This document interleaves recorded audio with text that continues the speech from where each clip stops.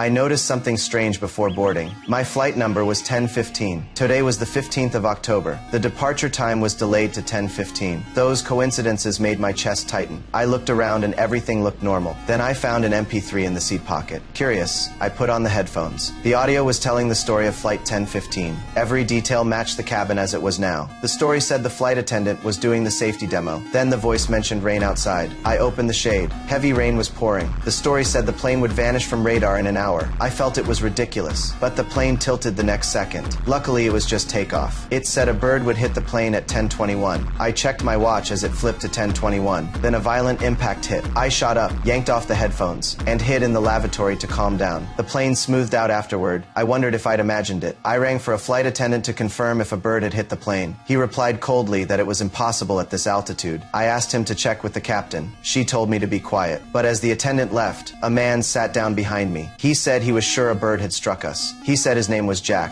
He used to be a pilot and knew Captain Donna. He said crews never tell passengers about these things. My heart jumped into my throat again. I put the headphones back on. The story said the plane would disappear completely at 11:15. I checked the time. It was already 10:30. The voice said disasters. Leave tiny signs. It said an air marshal was escorting a witness to testify against the mob. They might try to attack the flight. I looked forward and saw two men who fit the mob profile. I slipped out to find a flight attendant and ask about the marshal. She had no idea such a person was on board. I couldn't help but check their luggage. A bag fell and woke the man below. I pressed them for answers. They claimed to be soccer players. The flight attendant scolded me and made me return to my seat. I remained convinced they were lying and demanded the crew verify their identities. The captain came and said, I was endangering other passengers and warned me to sit down. The voice in the earphones spoke again. It said there was another person tied to the disaster. That person's name was exactly the same as mine. It even described the commotion I had just caused. The audio mentioned the captain would finally say, "Good night, New York."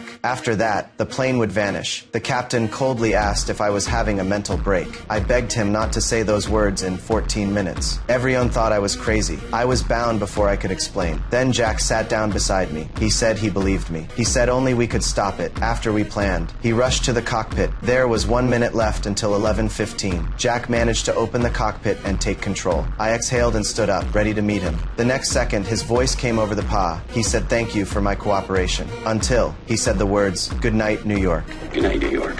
I finally realized he was the one who made the plane disappear.